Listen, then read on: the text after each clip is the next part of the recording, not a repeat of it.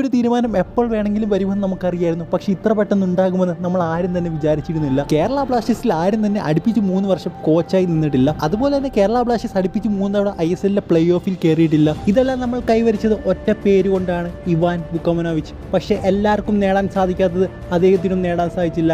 അതായത് കേരള ബ്ലാസ്റ്റേഴ്സിന് ഒരു കിരീടം. അതുകൊണ്ട് തന്നെ ഈ ഒരു 3 വർഷത്തെ സേവനം അവസാനിപ്പിച്ചോളാൻ ഇവാൻ വുക്കോമനോവിച്ചിനോട് കേരള ബ്ലാസ്റ്റേഴ്സ് മാനേജ്മെന്റ് പറഞ്ഞു. എന്തായാലും ഇനി കേരളത്തിന്റെ മണ്ണിലേക്ക് ഇവാൻ ആശാനില്ല, പകരം പുതിയൊരാൾ. ഈ ഒരു തീരുമാനം ശരിയാണോ എന്ന് പലരും ചോദിക്കുന്നുണ്ട്. അതിനുള്ള ഉത്തരവെന്ന് പറയുന്നത് 100% ശരി തന്നെയാണ്. കേരള ബ്ലാസ്റ്റേഴ്സിന് ആവശ്യം പ്ലേ ഓഫുകളല്ല, കിരീടങ്ങളാണ്. അത് നൽകാൻ സാധിച്ചില്ലെങ്കിൽ പുറത്തേക്കുള്ള വഴി തന്നെയാണ് പ്രധാനം.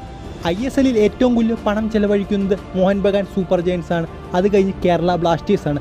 പക്ഷേ കഴിഞ്ഞ സീസൺ, അതായത് ഈ കഴിഞ്ഞ സീസണിലും കേരള ബ്ലാസ്റ്റേഴ്സ് അതിനനുസരിച്ചുള്ള പ്രകടനമല്ല കാഴ്ചവെച്ചിരിക്കുന്നത്. ഏറ്റവും കൂടുതൽ പണം മുടക്കുക എന്ന് വെച്ചാൽ ഏറ്റവും കൂടുതൽ ക്വാളിറ്റി പ്ലേയേഴ്സിനെ ടീമിലേക്ക് എത്തിക്കുക എന്ന് തന്നെയാണ്. സോ അത്രയും പ്ലേയേഴ്സും അത്രയും പണം മുടക്കിയിട്ട് പോലും കേരള ബ്ലാസ്റ്റേഴ്സിന് ഈ ഒരു സീസണിലും 5ാം സ്ഥാനത്താണ് ഫിനിഷ് ചെയ്യാൻ സാധിച്ചത്. ഇത്രയും പണം മുടക്കിയാലും ഇത്രയും ക്വാളിറ്റി പ്ലേയേഴ്സ് ഉണ്ടെങ്കിലും ഉറപ്പായിട്ടും പ്ലേ ഓഫിലേക്ക് എത്താമെന്ന് എല്ലാവർക്കും അറിയാം.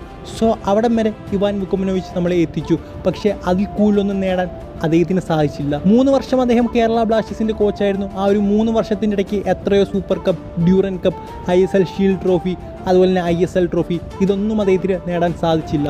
130 വർഷം പഴക്കമുള്ള ഡ്യൂറൻ കപ്പിനെ പുച്ഛിച്ചിട്ട് പറഞ്ഞു, ഞങ്ങൾ ISL ഷീൽഡും ISL ട്രോഫിയും നേടാനാണ് കളിക്കുന്നത്. എന്നിട്ട് എന്ത് ISL ട്രോഫി, ISL ഷീൽഡ്?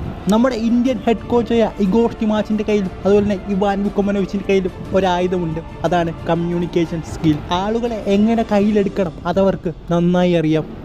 ഞാൻ ഈ പറയുന്നത് ആർക്കും തന്നെ ഇഷ്ടപ്പെടില്ല എന്നെനിക്കറിയാം. പക്ഷേ ഇതെൻ്റെ അഭിപ്രായമാണ്. എങ്കിലും ഇത്രയും നാൾ ഇവാൻ ചെയ്ത സേവനത്തിന് നമുക്കൊരിക്കലും നന്ദി പറയാതിരിക്കാൻ പറ്റത്തില്ല. അതുകൊണ്ട് അവസാനമായി നന്ദി ഇവാൻ.